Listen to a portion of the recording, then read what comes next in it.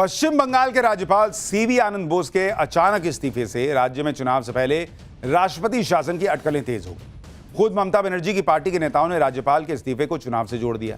आरोप लगाया कि यह चुनाव से पहले बंगाल में राष्ट्रपति शासन लगाए जाने के प्लान का हिस्सा हो सकता है ताकि चुनावों में राजनीतिक फायदा मिल सके। इसके बाद बंगाल में राष्ट्रपति शासन को लेकर कई तरह की चर्चाएं शुरू हो गई। कहा जाने लगा कि बंगाल में एसआईआर के बाद फाइनल लिस्ट तो जारी हो गई है, लेकिन अब भी करीब 60 लाख वोटर्स के वेरिफिकेशन की प्रोसेस पूरी नहीं हो पाई। इन्हें अंडर एडजुडिकेशन कैटेगरी में डाला गया है और ऐसे 60 लाख वोटर्स से अभी करीब 6,15,000 वोटर्स का ही वेरिफिकेशन हो पाया है। सुप्रीम कोर्ट के निर्देश पर इस काम को पूरा करने के लिए पड़ोसी राज्यों ओडिशा और झारखंड से न्यायिक अधिकारियों की तैनाती की गई। अनुमान के मुताबिक इस तैनाती के बाद भी बाकी बचे 54 लाख वोटर्स के दस्तावेजों के वेरिफिकेशन में लंबा समय लग सकता है और अगर 7 मई तक भी यह काम पूरा नहीं हो पाया तो बंगाल में संवैधानिक संकट पैदा हो सकता है, क्योंकि 7 मई को मौजूदा सरकार का कार्यकाल खत्म हो रहा है। ऐसे में संविधान के जानकारों का मानना है कि अगर 7 मई तक भी एसआईआर का काम पूरा नहीं हुआ तो उस स्थिति में राष्ट्रपति शासन लागू करने के अलावा दूसरा कोई ऑप्शन ही नहीं बचेगा। वहीं बीजेपी ने बंगाल में राष्ट्रपति शासन की अटकलों के लिए टीएमसी को जिम्मेदार बताया। अटल बिहारी वाजपेयी सरकार में चीफ इकोनॉमिक एडवाइजर रहे और बालूरघाट से बीजेपी विधायक अशोक लाहिड़ी ने कहा कि बीजेपी को चुनाव से पहले बंगाल में आर्टिकल 356 लागू करने में कोई दिलचस्पी नहीं है।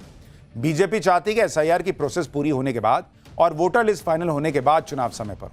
आगे लाहिड़ी ने कहा, मुख्यमंत्री ममता बनर्जी ही खुद एसआईआर प्रोसेस को रोकने के लिए रुकावटें पैदा कर रही हैं, क्योंकि उन्हें डर है कि इससे घुसपैठियों को हटा दिया जाएगा जो उनका वोट बैंक है। अशोक लाहिड़ी ने यह भी कहा कि ममता बनर्जी राष्ट्रपति शासन का मुद्दा उठाकर सारी जिम्मेदारी बीजेपी पर डालना चाहती है। इसी बीच बीजेपी नेता शुवेंदु अधिकारी का पुराना बयान वायरल हो रहा है। ये पिछले साल अप्रैल का बयान है जिसमें शुवेंदु अधिकारी कह रहे हैं कि चुनाव आयोग को चुनाव से पहले बंगाल में राष्ट्रपति शासन की सिफारिश करनी चाहिए। लोग अब वो बयान वायरल कर रहे हैं। विदाउट प्रेसिडेंट्स रूल बंगाल में चुनाव अच्छा तरीके से डेमोक्रेटिक वे से ट्रांसपेरेंसी से नहीं हो सकता। जहां हिंदू 50% से कम है उस बूथ में ये लोग हिंदू को वोट डालने नहीं देगा। इसलिए on the eve of election ECI should recommend president's rule in Bengal. It's not my demand, everyone demand. Bengal में राष्ट्रपति शासन के अटकलों के बीच बिहार के पूर्णिया से सांसद पप्पू यादव नई थ्योरी ले आए। पप्पू यादव ने कहा कि पश्चिम बंगाल में राष्ट्रपति शासन लागू कर बिहार विधानसभा से प्रस्ताव पारित कराकर सीमांचल और मालदा, मुर्शिदाबाद, रायगंज, दिनाजपुर आदि जिलों को मिलाकर एक केंद्र शासित प्रदेश बनाने का खेल बीजेपी करने वाली है। नीतीश जी को हटाने और लेफ्टिनेंट गवर्नर को राज्यपाल लाने के पीछे ये खेल है। बंगाल में राष्ट्रपति शासन को लेकर जो चर्चा चल रही है उसके बीच ही ममता बनर्जी ने एसआईआर के मुद्दे पर आज आर पार की लड़ाई छेड़ दी। ममता बनर्जी इस मुद्दे पर धरने पर बैठ गई। ममता बनर्जी ने आरोप लगाया कि एसआईआर प्रोसेस के बाद भी वोटर लिस्ट से मनमाने तरीके से नाम हटाए जा रहे हैं। बीजेपी और चुनाव आयोग बंगाली वोटर्स को वोट देने से रोकने की साजिश कर रहे हैं और वो इस साजिश का पर्दाफाश करेंगे। आगे ममता बनर्जी ने कहा कि एसआईआर के बाद जारी की गई लिस्ट में कई वोटर्स को गलत तरीके से मृत घोषित किया गया। ममता बनर्जी का दावा है कि ऐसे 22 वोटर्स के परिवार उनके धरने में शामिल हैं और बाकी परिवारों को भी वो धरने में लेकर आएंगे। बीजेपी ममता बनर्जी के धरने को बंगाल के घुसपैठियों को बचाने की कोशिश बता रही है। गिरिराज सिंह को सुनिए। ममता बनर्जी केवल घुसपैठिए मुसलमानों को बचाने में, वोट बैंक बनाने में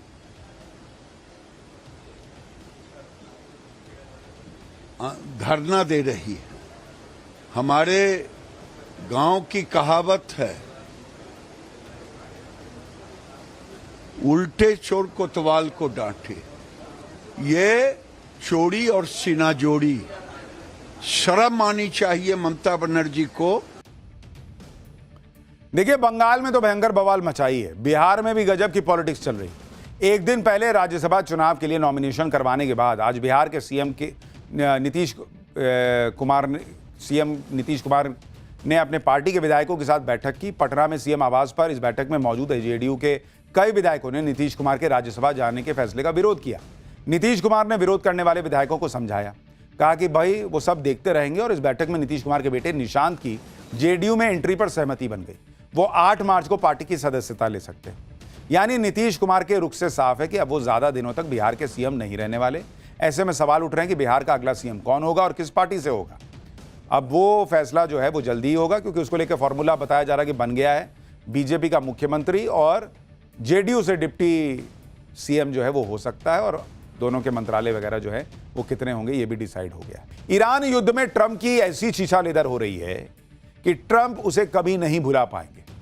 सुपर पावर लोग बोलते हैं अमेरिका को बॉस, और ईरान ने मिसाइल और ड्रोन ताकत से इस सो कॉल्ड सुपर पावर को ऐसा पानी पिलाया हुआ है कि ट्रंप को अब जेलेंस्की से मदद मांगनी पड़ रही कि बॉस ईरान के ड्रोन से बचा लो। जिस जेलेंस्की को ट्रंप ने व्हाइट हाउस में बेइज्जत किया था बुला के, यूक्रेन वाले जेलेंस्की को, अब वही ईरान से युद्ध में ट्रंप की इज्जत बचाने उतरेंगे। सोचिए अमेरिका की क्या हालत कर दी है ईरान ने। ईरान से युद्ध ट्रंप की सबसे बड़ी गलती साबित हो रहा है, और इसलिए अब ट्रंप इस युद्ध से बाहर आने के लिए छटपटा रहे हैं। आप देखिए वो कैसे कैसे बयान दे रहे हैं, कैसे ईरान ट्रंप का मजाक उड़ा रहा है। भाई ट्रंप ईरान से कह रहे हैं कि सरेंडर कर दो, तुमको माफी मिल जाएगी। ईरान कह रहा है कि अरे अभी तो जंग शुरू हुई है, अभी तो असली हथियार आना बाकी है, तुम क्या माफी दोगे जी। ट्रंप कह रहे हैं कि ईरान बातचीत करना चाहता है। ईरान कह रहा है कि युद्ध लड़ेंगे, बातचीत क्यों करेंगे, झूठे बोलते हो क्या जी। ट्रंप कह रहे हैं कि ईरान का नया लीडर वो चुनेंगे। ईरान कह रहा है कि न्यूयॉर्क का मेयर चुनिए नहीं पा रहे हो, तुम हमारे देश का नेता क्या चुनोगे जी। ट्रंप कह रहे हैं कि ईरान में सेना उतारने का कोई प्लान ही नहीं है। ईरान कह रहा है कि उतारो सेना, हम तो इंतजार कर रहे हैं, आओ ना, बैठे हैं, हम भी इंतजार कर रहे हैं। यानी ईरान ने बता दिया है कि वो झुकेगा नहीं, लड़ता रहेगा। और जो ट्रंप कह रहे हैं, जो हवाबाजी कर रहे हैं, जो माहौल बना रहे हैं। For more of such videos, do like, share and subscribe to ET Now Swadesh.